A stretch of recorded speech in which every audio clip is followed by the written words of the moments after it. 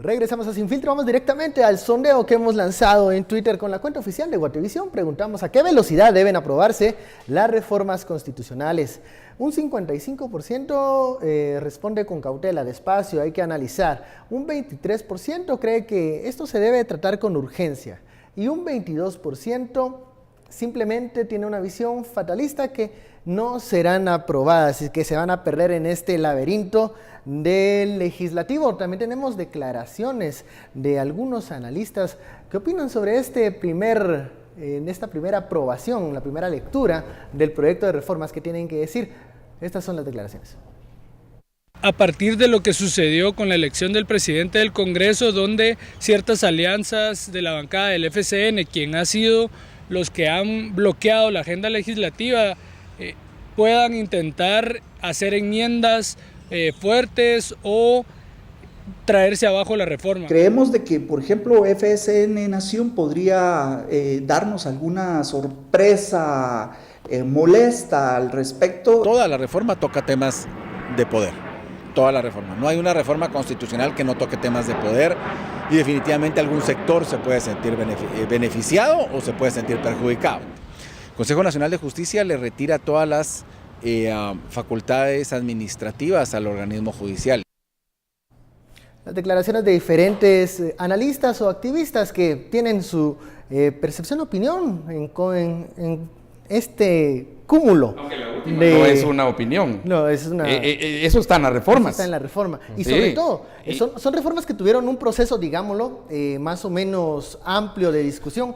¿Qué pasó? ¿Por qué llegó al Congreso de la República con estas diferencias, con estas fracturas que, como ustedes dicen, pueden dar al traste con la intención de modificar el sistema de justicia? Porque ahí, yo creo, como les digo, si preguntamos, ¿quién no quiere eliminar las comisiones de postulación? Yo creo que nadie levanta la mano.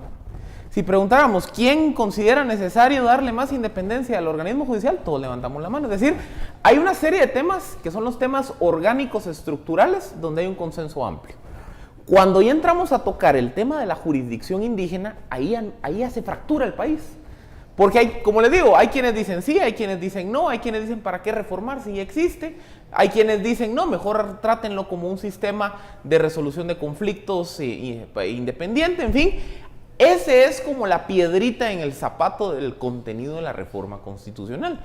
Y ahí es donde creo yo que se requiere todavía mayor discusión y mayor análisis de los contenidos de la propuesta. Porque, a ver, por ejemplo, el tema de la jurisdicción indígena es complicado porque estamos entrando en terrenos en los que no hay jurisprudencia, salvo un par de sentencias de la Corte de Constitucionalidad, pero que tampoco tenemos información concreta de cómo opera. Por ejemplo, la primera duda que siempre se genera es, bueno, ¿a quién le aplica? ¿Le aplica a cualquier persona? ¿Le aplica únicamente a los miembros de una comunidad? ¿Qué pasa si miembros de dos comunidades diferentes tienen un conflicto? ¿Ante qué autoridad se someten? Es decir, hay un gran vacío ahí. Segunda duda, y esto es un tema de convencionalidad. ¿Ante quién apelo? Un principio básico del derecho es que todas las resoluciones de los órganos jurisdiccionales son revisables o apelables ante otro órgano. Entonces la pregunta es, bueno, una resolución de una autoridad indígena ¿es apelable ante quién? Y tercero también, el tema de cómo se garantiza efectivamente que las sanciones no sean violatorias de derechos humanos o los derechos individuales. Por ejemplo, hemos visto cómo muchas sanciones del derecho indígena incluyen azotes. Eso es una violación a una norma de derechos humanos que dice que no se deben de establecer sanciones por crueles. Ese tipo de cosas uno pregunta, bueno, ¿cómo funciona en la actualidad el derecho indígena? ¿Qué es el derecho indígena y qué no es? Hablábamos una vez esto. Y este debate va a seguir, televidentes. Este debate va a seguir. Y si del lugar de ser un objeto de división puede llegar a ser complementario si se tiene una visión más amplia de lo que es o cómo funciona actualmente el derecho indígena. Mira, yo me quedé así con los designios de la Embajada de Estados Unidos, ¿verdad? Porque yo creo que lo atropellado del que se está haciendo, la rapidez con que Taracena dijo que hoy se aprueban en primera, el jueves en segunda y el martes, colorín colorado, es por el viento de la reforma. Si los vientos que soplan de reforma hacia el Congreso. Yo sí pensaría mucha cautela primero pediría mucha cautela a los diputados. Segundo, creo que un proceso de socialización de estas reformas, porque miren, solo para decirles una belleza en estas reformas, dentro del plazo máximo, y leo del boletín de la CICIG, dentro del plazo máximo, ojo, que dentro del mandato de la CICIG no está reformar la Constitución.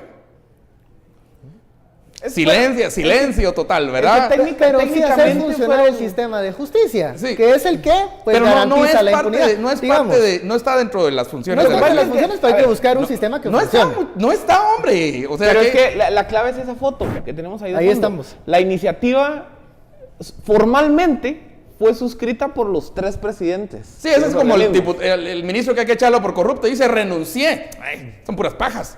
¿Verdad? Pero miren, ¿qué es lo nuevo? Que dentro de un plazo máximo de 4 años, la Corte Suprema de Justicia remitirá al Congreso de la República para su aprobación en un plazo no mayor de 6 meses, 1, nuevo Código Procesal Civil y Mercantil. ¡Wow! Reformas a la Ley de Contencioso Administrativo, recontra. ¡Wow! ¿Verdad? Ley de aplicación de principios generales de derecho, la nueva Ley Tribunal de Cuentas, el nuevo Código Militar. Sigo. En 4 años todo lo que tenemos que cambiar. La pregunta es, ¿el sistema de justicia actualmente funciona? Por ejemplo, un ejemplo, cuando se le perdona a Arnoldo Medrano todo lo que se le perdona y se le condena a alguien que robó 300 quetzales por 12 años porque era una fraude. Y ese Yo creo debate que hay un ahí es- ímpetu de que Pero es hay- necesario un cambio. pero ahí es lo que yo les digo, el tema orgánico, el tema del diseño del sistema de justicia. Esta es una oportunidad de Pero oro. ahí yo creo que yo lo que estoy viendo es que están diciendo que es nuevo todo. No son reformas a el Código Procesal Civil. No son reformas a, dice nuevo. Todo va a ser nuevo. He aquí las cosas nuevas, las cosas viejas pasaron y todas son hechas nuevas. En Bueno, el eso tema es bíblico. del Código Procesal Civil sí hay Pues, una razón. Philip, discúlpame, pero ahí dice No, nuevo. pero es que sí hay una razón de hacerlo nuevo, porque se está introduciendo el principio de la oralidad como un principio del derecho civil. Y en ese Porque concepto quiere entrar también la discusión acerca del derecho indígena. No, pero es que, a ver, la oralidad ya opera en el sistema de justicia penal y realmente la oralidad, en medio de todo, ha hecho un tanto más efectivo o más acelerado los procesos penales. Lo que pasa es que en el resto de materias, laboral, civil, mercantil, donde todo se documenta, todo es escrito, todo tiene un excesivo formalismo. Entonces, hay una reforma, creo que es el del 205, que introduce la oralidad como un nuevo principio. Para Entonces, agilizar el otra materia del derecho. Entonces, eso implica que si se introduce la oralidad en materia civil y mercantil, hay que hacer un nuevo Código Civil y Mercantil. Pero es que regresamos a lo que yo les digo. Si separamos la reforma, el tema orgánico, el tema orgánico yo diría, bueno, quizá el diseño del Consejo Nacional de Justicia hay que pensarla mejor para generarle más balances, para que no se vuelva la nueva joya de la corona. La nueva CC. Hay quienes dicen, bueno, revisemos el tema del balance de fuerzas en la Corte de Constitucionalidad, pero es decir, es maquillar, o sea, ya hay un consenso en el concepto de los temas. En el tema del pluralismo jurídico, ahí es donde se parte todo, y yo creo que eso es lo que digo yo, que es lo complicado de este proceso, que se metió en un mismo costal reformas orgánicas con una reforma sustantiva. Una reforma orgánica es aquella que define el diseño de un organismo. Una reforma sustantiva es la que cambia un concepto, una forma de operar el marco constitucional. Y aquí el consenso yo diría que está en un 98% en la parte orgánica.